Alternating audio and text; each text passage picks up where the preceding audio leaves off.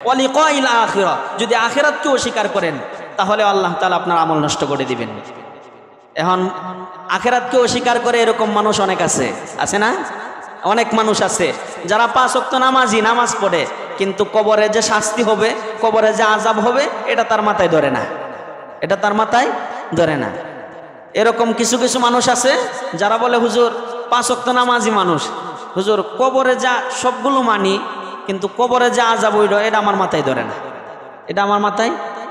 ধরে না।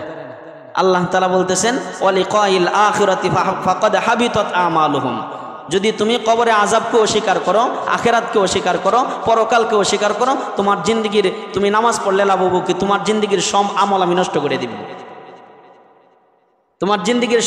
আমি নষ্ট করে দিব। আল্লাহ কোরআনে কারিমে বলছেন। বহু মানুষ এরকম আছে কবরে আযাবকে অস্বীকার করে, কিন্তু কবরে যে আযাব হবে এটা সত্য না মিথ্যা? সত্য। কিভাবে? নবীজি একদিন 2 কবরের পাশ দিয়ে অতিক্রম করতেছে, 2 কবরের পাশ দিয়ে যাইতেছে।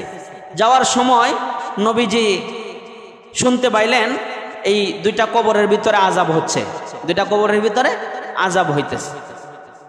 তো নবীজি আল্লাহ তাআলার কাছে জানতে চাইলেন যে এই 2টা কবরে কেন আযাব হইতেছে। কারণ নবী তো রাহমাতুল লিল আলামিন, তার উম্মতের কবরে আযাব হবে আর নবী দেখে চলে যাবে, এটা তো নবীর জন্য মানায় না। এজন্য নবীজি আল্লাহর কাছে জানতে চাইলেন যে আল্লাহ এই 2টা কবরে কেন আযাব হচ্ছে।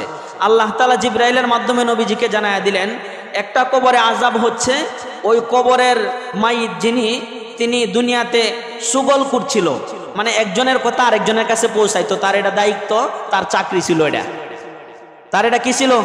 চাকরি ছিল। এরকম চাকরিদারি মানুষ আমাদের দেশে নাই? হ্যাঁ, আছে না? ভালো করে খেয়াল করেন। নবীজি 2 কবরের পাশ দিয়া যাইতেছে, যাওয়ার সময় দেখে 2 কবরে আযাব হচ্ছে। আল্লাহর কাছে জানতে চাইলেন, আল্লাহ নবীকে জানাইলেন একটা কবরে আযাব হচ্ছে এজন্য সে সুগলকুরি করত, একজনের কথাটা শূন্য আরেকজনের নিকট যায় বলতো যে তোমারে তো অমুকে এই কথাটা কইছে, এটা কইয়া তার কাছে একটু ভালো সাজছে। সে মনে মনে ভাববো, না তুমি আমার খুব মহব্বত করো, আমার বদনামটা কইছে, তুমি আমার সাথে কইয়ে দিছ, এত বড় উপকার তুমি করছো। কিন্তু উপকার তো করছে, তার কবরে আযাব হবে নিশ্চিত, নবীজি বলেছে। 2 কবরে আযাব হচ্ছে। এক কবরের কেন আযাব হচ্ছে?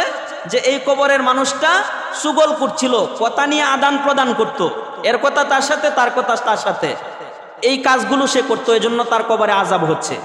নবীজি আল্লাহর কাছে জানতে চাইলেন, আল্লাহ তাহলে ওই কবরটার ভিতরে কেন আযাব হচ্ছে? নবীজিকে আল্লাহ তাআলা জানায়া দিলেন যে হ্যাঁ নবী, ওই কবরে আযাব হচ্ছে ওই মাইতটা দুনিয়াতে প্রস্রাবের ছিটাফোঁটা থেকে বিরত থাকতো না, প্রস্রাবের নাপাকির কারণে, প্রস্রাবের ছিটাফোঁটা লাগার কারণে কবরে আযাব হচ্ছে। আচ্ছা, যখন নবীজি এই জিনিসটা দেখছে তখন নবীজি জীবিত না মৃত? দুনিয়াতে আছে না চলে গেছে? দুনিয়াতে না থাকলে নবীজি এর হাইটটা যাওয়ার সময় দেখলো কেমনে? জীবদ্দশায় দেখছে না? নবীজি জীবদ্দশায় এটা দেখছে, এই কবরে আযাবটা লক্ষ্য করছে। তাহলে নবীজিকে আল্লাহ জানাইছে বিদায় নবীজি বলতে পারছে, কারণ নবী তো নিজে থেকে কোনো কথা বলে না। বলে আল্লাহ কোরআনে কারিমে সূরা নজমের ভিতরে আল্লাহ জানায়া দিছে, ওমা ইয়ানতিকু আনিল হাওয়া ইন হুয়া ইল্লা ওয়াহয়ুহা। নবী ততক্ষণ পর্যন্ত কোনো কথা বলে না যতক্ষণ না আল্লাহ তাআলা নবীর নিকট কোনো কথা না পৌঁছায়। যখন নবীর নিকট আল্লাহ কথা পৌঁছায় দেয় জিবরাইলের মাধ্যমে, তখন নবীজি কথা বলে, এর আগে নবী নিজে থেকে বানায় কোনো কথা বলে না। শুধু তাই না, কোরআনে কারিমে সূরা কিয়ামার ভিতরে আসছে, আল্লাহ তাআলা নবীজিকে সতর্ক করেছেন, হে নবী, আপনি যদি আমার পক্ষ থেকে যা অবতীর্ণ করি এগুলা ছাড়া নিজে থেকে কোনো কথা বানায়া বলেন, তাহলে আমি আল্লাহ তাআলা কিয়ামতের ময়দানে আগুনের কেচি দিয়ে আপনার জিহ্বাটা কেটে দিব। তাহলে নবী কি নিজে থেকে বলছে কবরে আযাব হচ্ছে, নাকি আল্লাহ জানাইছে? আল্লাহ জানাইছে। এই 2 কারণে কবরে আযাব হচ্ছে। এজন্য কবরে আযাব সত্য। ওয়ালিকাইল আখিরা, আখিরাতকে বিশ্বাস করতে হবে। কবরে শাস্তি হবে এটা বিশ্বাস করতে হবে। আখিরাতে যা যা হবে সবকিছু বিশ্বাস করতে হবে। যদি এগুলা বিশ্বাস কেউ না করে, আল্লাহ বলেন ফাকাদ হাবিতাত আমালুহুম, আমি তার সমস্ত আমল নষ্ট করে দিব।